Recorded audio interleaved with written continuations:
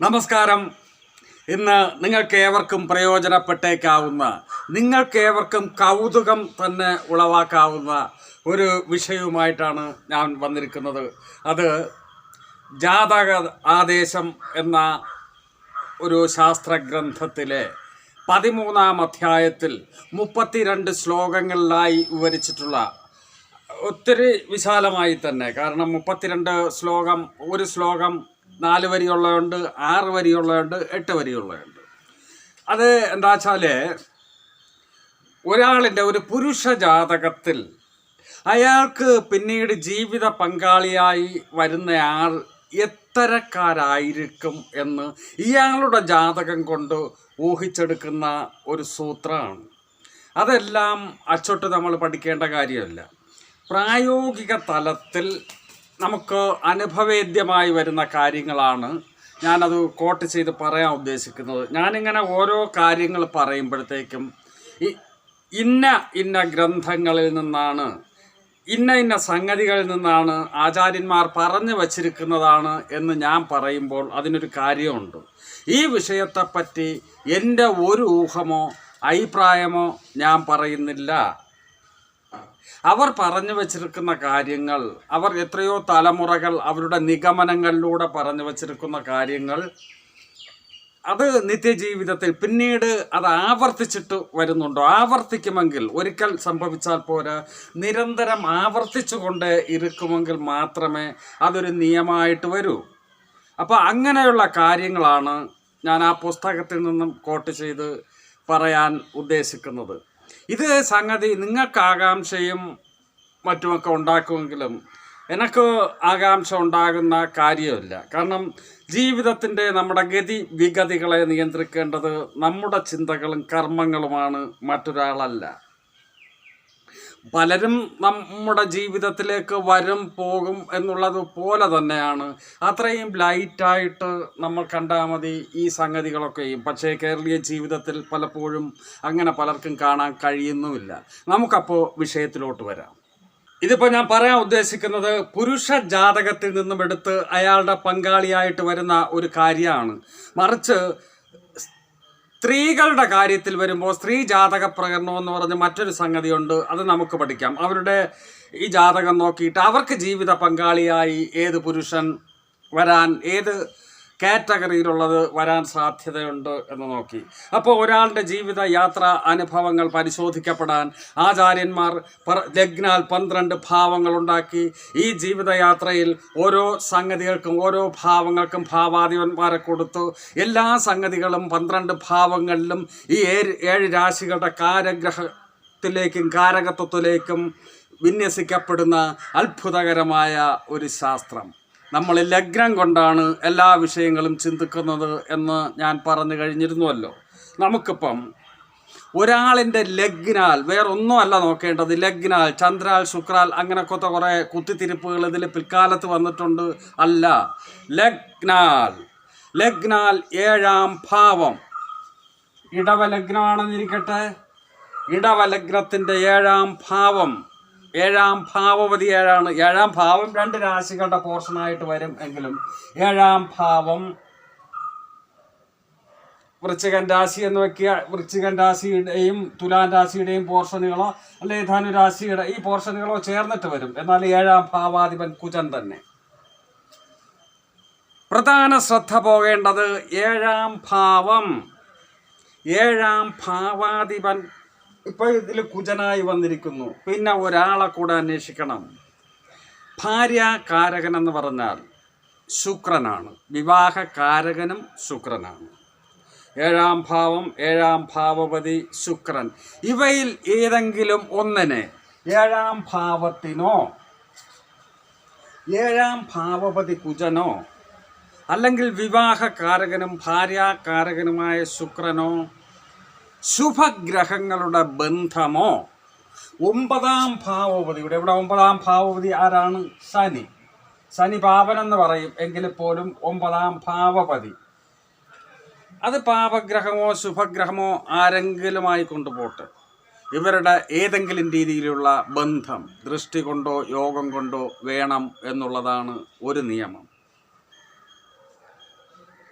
ഒരിക്കൽ കൂടി ശ്രദ്ധിക്കുക, ഏത് ലഗ്നവുമായി കൊണ്ടുപോട്ടെ ആ ലഗ്നത്തിൻ്റെ 7ാം ഭാവം, ആ 7ാം ഭാവത്തിനൊരു ഭാവപതി ഉണ്ടാകും. പിന്നെ വിവാഹകാരകനായ ശുക്രൻ. ഇവർക്ക് 3 സംഗതികൾക്കും ഈ വേണമെന്നില്ല.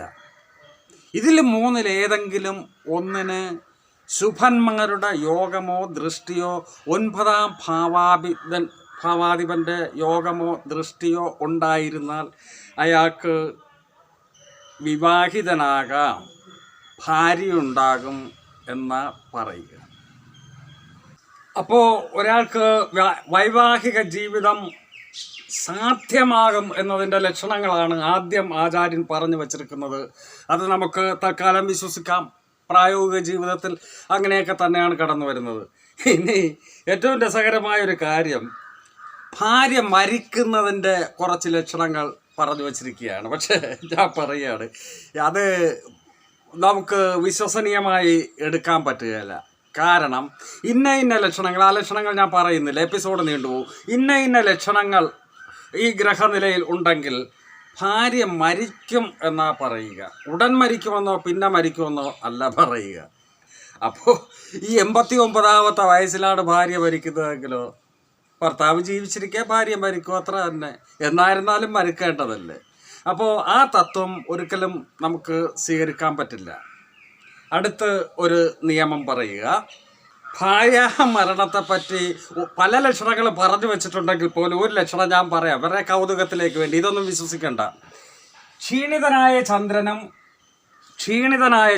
ചന്ദ്രൻ ക്ഷീണിതൻ എന്ന് പറഞ്ഞാൽ ഭക്ഷണം കഴിക്കാതെ ക്ഷീണിതനായി എന്നല്ല, സൂര്യനോട് അടുക്കുമ്പോൾ കുറവുണ്ടാകും. കറുത്ത പക്ഷത്തോട് അടുക്കുമ്പോൾ, അതായത് ചന്ദ്രനും ഗുരുവും. ഗുരു എങ്ങനെയാണ് ക്ഷീണിക്കുക? ഈ ചന്ദ്രനോട് അടുക്കുമ്പോഴുള്ള മൗഢ്യം അത് തന്നെ ആയിരിക്കണം. ഇവിടെ കന്നിയിൽ നിൽക്കുകയും മിഥുനത്തിൽ പാപന്മാർ നിൽക്കുകയും, ഏതെങ്കിലും ഒരു പാപം അല്ലെ കുജ നിൽക്കുന്നോന്നേ ആയിരിച്ചുള്ളൂ, നിൽക്കുകയും മീനലഗ്നത്തിൽ ജനിച്ചാൽ ഭാര്യ മരിക്കുമെന്നാണ് പറഞ്ഞിട്ടുള്ളത്. ഇത് ഞാൻ നേരത്തെ പറഞ്ഞതുപോലെ എപ്പോൾ മരിക്കും, എങ്ങനെ മരിക്കും, അത് നമുക്ക് വിശ്വസിക്കാൻ പറ്റില്ല. കാരണം ലഗ്നാധിപൻ ഡെസ്ട്രിമെൻ്റ് ആണ് ഗുരു, മീനലഗ്നക്കാരൻ്റെ. ചന്ദ്രൻ ആരാ? 5ാം ഭാവപതി. ഇവർ തമ്മിൽ, ചന്ദ്രനും ഗുരുവും തമ്മിൽ യോഗം ചെയ്യുമ്പോൾ നല്ലൊരു റിസൾട്ട് പറഞ്ഞിട്ടുണ്ട്. എന്താ പറഞ്ഞിട്ടുള്ളത്? ഗജകേസരി യോഗം എന്ന്. മാത്രമല്ല ഈ മീനലഗ്നക്കാരൻ്റെ 7-ൽ 2 ശുഭഗ്രഹങ്ങളാ നിൽക്കുക. 4-ൽ പാപനുണ്ട്. പാപന്മാർക്ക് എവിടെയെങ്കിലും നിന്നാൽ പോരെ.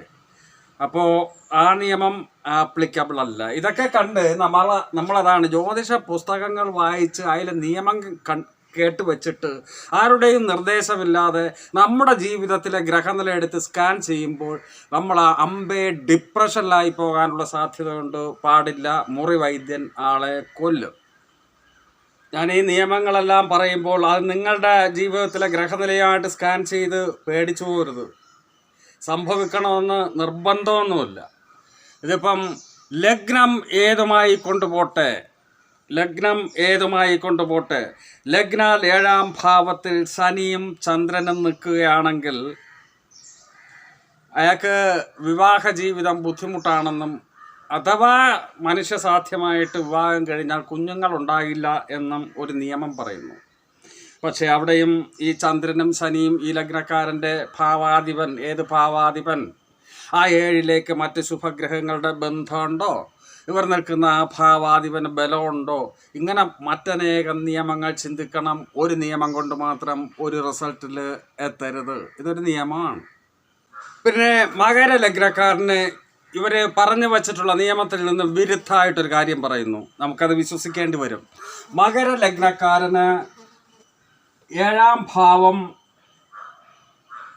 എന്ന് പറഞ്ഞാൽ കർക്കിടകമാണ്. ആ കർക്കിടകത്തിൽ അല്ലെങ്കിൽ 7ാം ഭാവത്തിൽ കൊടും പാപന്മാർ എന്ന് വിശേഷിക്കപ്പെടുന്ന ശനിയും കുജനും ഒരുമിച്ച് നിന്നാൽ 7ാം ഭാവം പാപപങ്കിലാകരുത് എന്നാ പറയുക. പക്ഷേ മകരലഗ്നക്കാരന് ഒരുപക്ഷെ ശനി ലഗ്നാധിപൻ കൂടെയാണ്, 2ാം ഭാവപതി. അപ്പോൾ 7-ൽ ശനിയും കുജനും നിന്ന് കഴിഞ്ഞാൽ,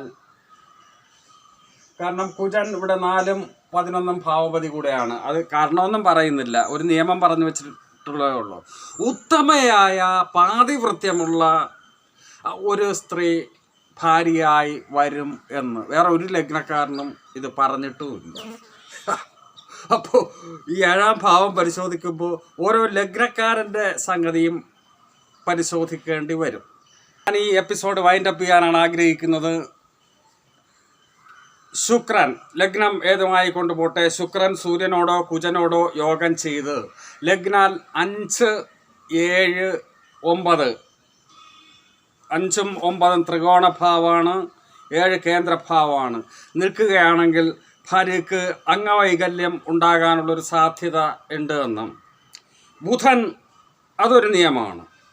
എന്നിട്ട് ബുധൻ നീചത്തിലോ, നീചം എന്ന് പറഞ്ഞാൽ ഇതാണ്, ശത്രുക്ഷേത്രം കർക്കിടകമാണ് നിൽക്കുകയും അത് 7-ാം ഭാവമായി വരികയും ചെയ്യുക എന്ന് പറഞ്ഞാൽ കന്നി ലഗ്നക്കാരനോ മകരലഗ്നക്കാരനോ ബുധൻ 7-ൽ, ബുധൻ ശുഭഗ്രഹമാണ്, എന്നാലും ബുധൻ 7-ൽ നിന്നാൽ ആ ഭാര്യയുമായിട്ട് വശംകെട്ട ഭാര്യ ഉണ്ടാകുമെന്നാണ് പറയുക. ഇനി ഒട്ടനവധി നിയമങ്ങളുണ്ട്.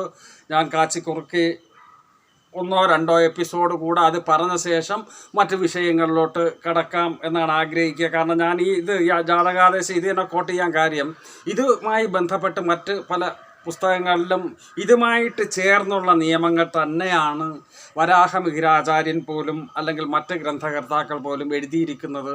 അത് തന്നെയാണ് ചില പ്രായോഗിക ജീവിത തലങ്ങളിൽ നിലനിൽക്കുന്നതും.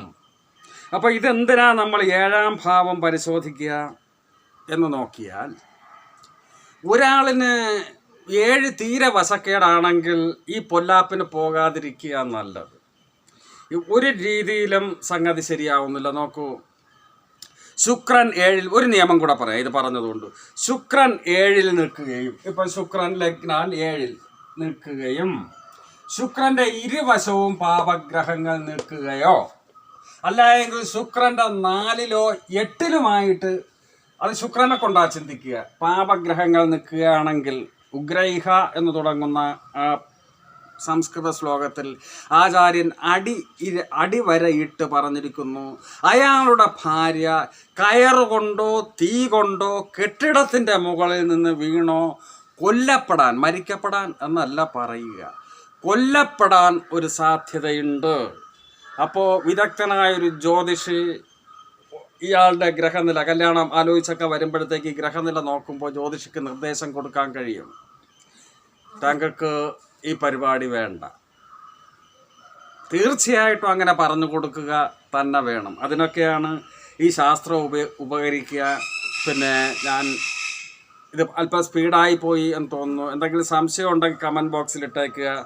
മാത്രമല്ല, ഈ കമൻറ്റ് ബോക്സിലൂടെയുള്ള എന്നെക്കൊണ്ട് മാത്രം മറുപടി, നിങ്ങളെല്ലാം ഈ ജ്യോതിഷം കുറച്ചൊക്കെ അറിയാവുന്നവരാണ്, ചിലപ്പോൾ ഒരല്പം അറിവുള്ളവർ കമൻസിൽ ചോദിക്കും.